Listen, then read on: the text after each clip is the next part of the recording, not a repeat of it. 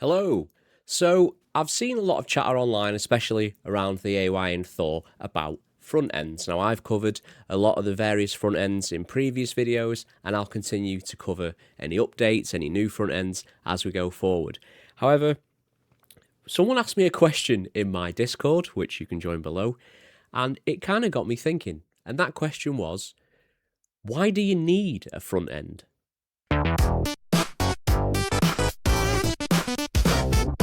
So, starting off, do you even need a front end? No, you don't. They're entirely optional. So, as you can see here, this is Quickstep. This is the default Android launcher. So, what I've done is I've got all my emulators here. And that's fine. If I want to say, oh, I'm going to boot up a 3DS game, I can pop into Azahar. And then my games are there, or if I wanted to check out some PS1 games, my games are there, and we can get some artworks and we can get some funky stuff like that. But it's very it's a bit more manual. And what if you I want to play that game, but was it on the DS or the 3DS? Was it on the PSP or the Vita? Was it on the Wii or the GameCube? And it can be a little bit confusing potentially, especially if you like me and you've just started rediscovering Pokemon for the first time in 20 plus years. So I can't remember what games on what system.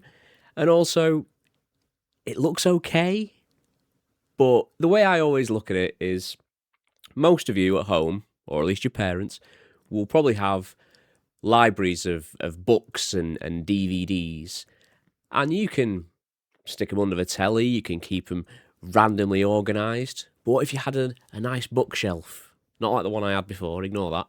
What if you had a nice bookshelf with everything organised, everything alphabetised, everything designed how you wanted it to, that's customisable? That's essentially what a front end is.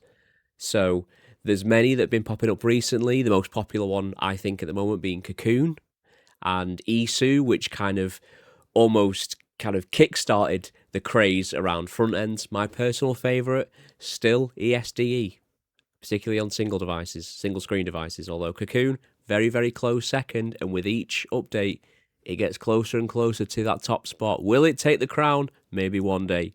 Who can tell? So, like I said, this is just the kind of normal standards view, and it's fine, it works. It's probably the most battery efficient because these front ends, they can, depending on if you've added animations or videos, they can kind of be a bit of a killer on your battery. But what if I was to boot up, say, Cocoon? So most of you have probably seen Cocoon already. So this is my Cocoon setup. It's not the best. I don't really have an eye for a lot of the themes. So I've done some very basic customization on this. I've used the PB Mini icons, which is designed by Linked, I think it's pronounced, and he's one of the actual UI developers for Cocoon. So you can see here already we've got these lovely little icons representing each console, and if I click into each one, I've got all my game box arts laid out nicely with these lovely big square icons. I've also got a theme which is it's actually an ISU based theme. It's the overlays. So I don't know if they'll show up very clearly on here, but if I go to, say, another game, so I've got my arcade there, so they've got a little joystick in the corner, or I've got a little 3DS logo in the corner. So as you can see, and I love these icons, they're just absolutely gorgeous. That line works incredible. So I might have to reach out and see if he fancies doing some logos. So that is a very rough look at what a front end can be, and particularly with the customization. So that's Cocoon. So what if we were to take a look at, say, another one, for example, for ESDE, which is my personal favourite. Now, it's only single screen, so for now, the bottom screen will just stay as Cocoon, unless I do this.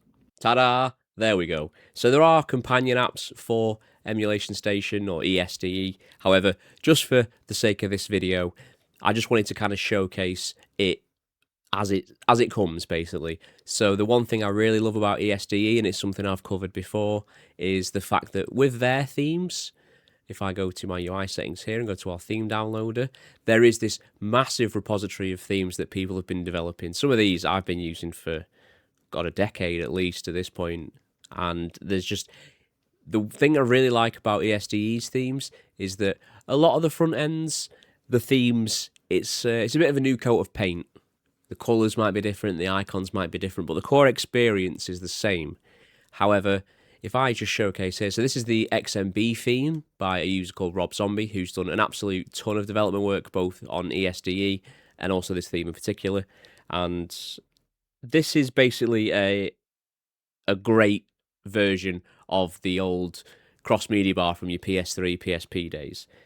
So we can see we've got this horizontal navigation at the top, and then if I select a system, we've got this vertical navigation down. So you can customize this, so you can have the box arts if you like, or like if I hang on for a second, you can see there's videos playing in the background. You can have them play or have them not play.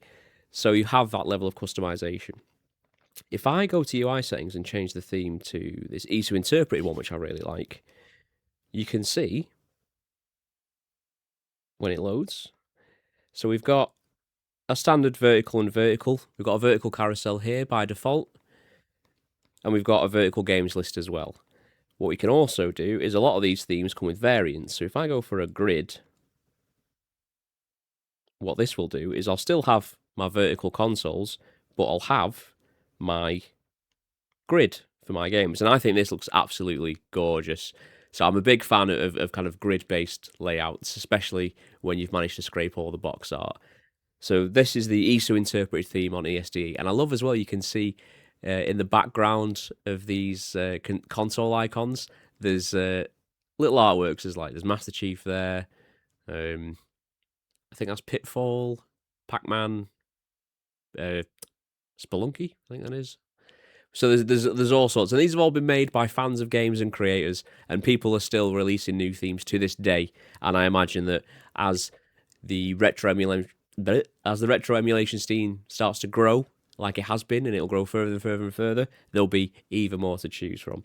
So just to wrap things up, in terms of having a front end versus not having a front end, that is all down to personal preference. You're not going to get a performance advantage because the way that front ends work, they are not running the games. If you've watched my other guides, because I know you have, and you've set up those emulators, whether that's RetroArch or Nether SX2 or Dolphin, Cemu, Eden, whatever it might be, they're doing all the hard work. So you've got to set those up first, and then inside your front end of choice, most of them will default to the most common ones, which I tend to cover. Some of them, if you have a preferred RetroArch core, for example, you might need to just tweak it inside that front end. If you do need any technical help with any of this, please either drop a comment, join the Discord. I'm very active on both, as much as I try to be.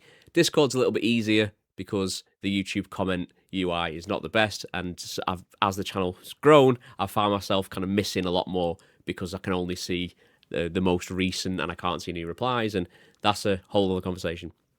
So just to reiterate and to wrap things up finally, there's no technical advantage because, say, if you go to your library on Cocoon or ISO or ESDE or RetroCry and you grab your Game Boy game in your Game Boy folder, your front end will go, right, this is a Game Boy game. I know that where to put this. I'm going to send it over to RetroArch, to the Gambate core or whatever core you've selected, and it will go, right, there you go, you play that.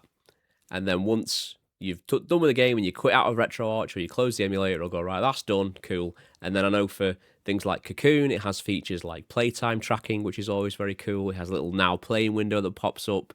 So check out that. It's a relatively new feature for Cocoon, and it's probably the one that you guys watching this video are probably going to be most excited for. So please don't join the Discord if you need any technical help. And if you like this video, I'd appreciate a like and a subscribe. Tell your friends, and I'll see you next time.